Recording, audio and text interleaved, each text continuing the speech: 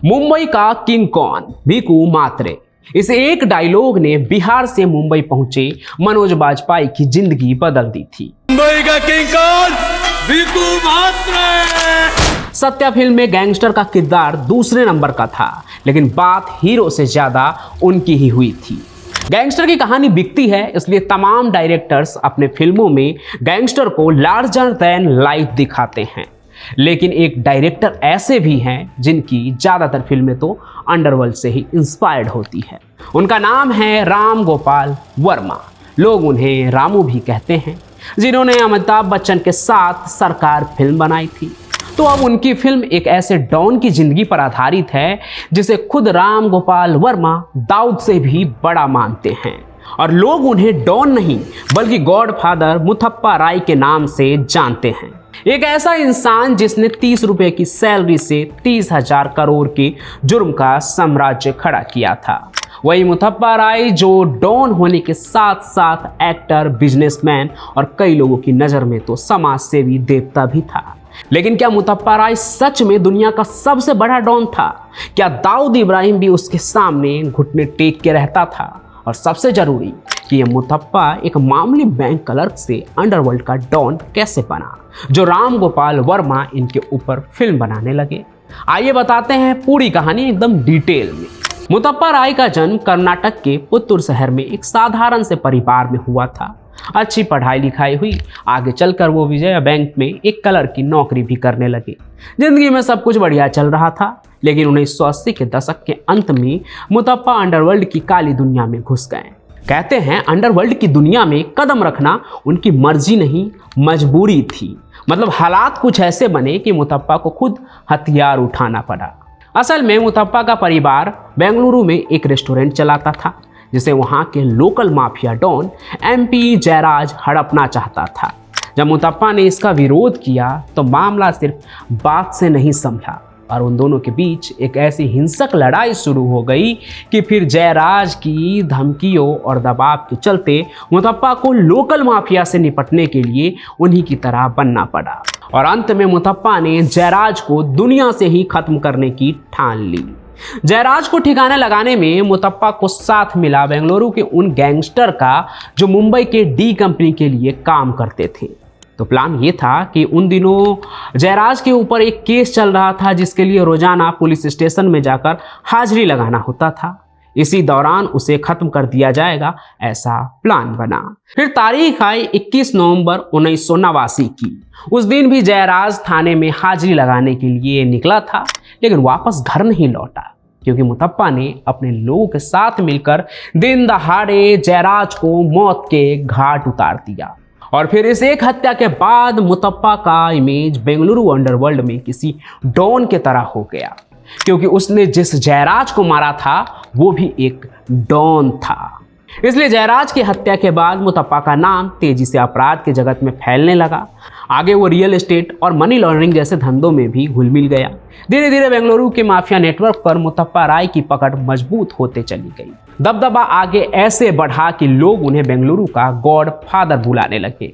लेकिन आपको बता दूं कि नॉर्मल बैंक क्लर्क से गॉड फादर बनने के पीछे डी फैक्टर यानी दाऊद का अपराधी जाल भी फैला हुआ है।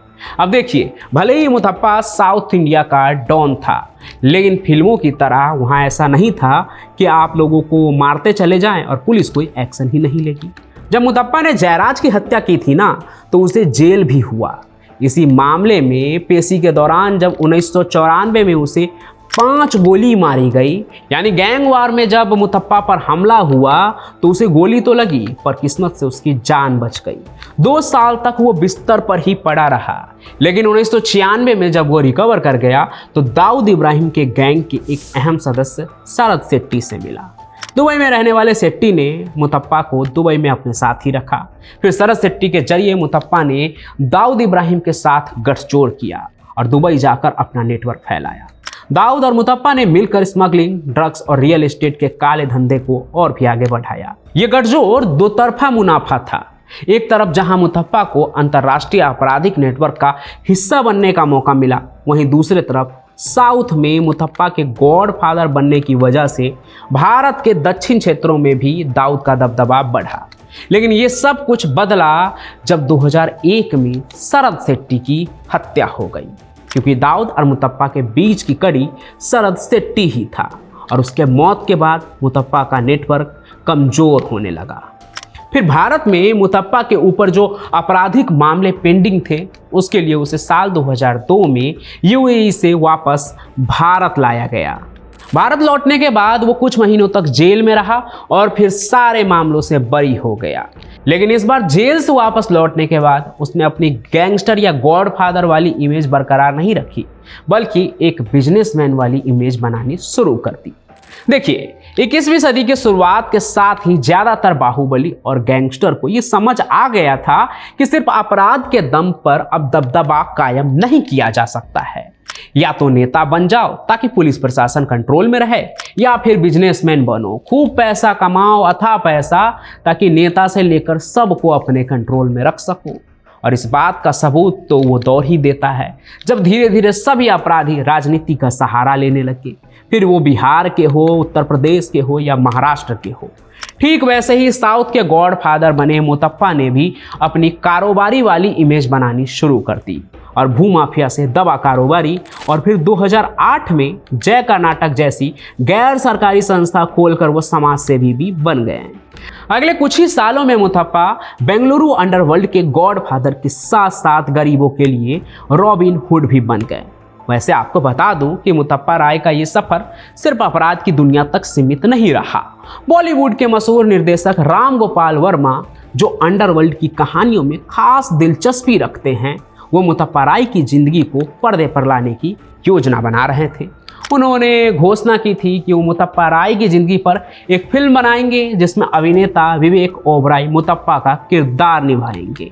इस फिल्म के कई पोस्टर और कई प्रमोशन भी आपको देखने को मिल जाएंगे, लेकिन राय नाम की यह फिल्म कहाँ है इसका कुछ पता नहीं है। लेकिन साल 2020 में जब मुतप्पा राय की कैंसर की वजह से मौत हो गई तो यह चर्चा भी खत्म हो गया। वैसे जिस जोश के साथ राम गोपाल वर्मा ने राय फिल्म बनाने का अनाउंसमेंट किया था, आज 8 साल बाद वो खबर पढ़कर मुझे ये कहानी सुनाने का मन किया, क्योंकि भास्कर के उस रिपोर्ट के मुताबिक राम गोपाल वर्मा मुतप्पा राय की जिंदगी से बहुत प्रभावित थे कि वो गैंगस्टर जिसने 30 रुपये से 30,000 करोड़ का कारोबार बनाया था, वो गैंगस्टर जो इस रिपोर्ट के मुताबिक दाऊद के आगे भी उससे बड़ा था, दुनिया का सबसे बड़ा गैंगस्टर था। वैसे मुतप्पा राय की पूरी कहानी भी अब आपके सामने है।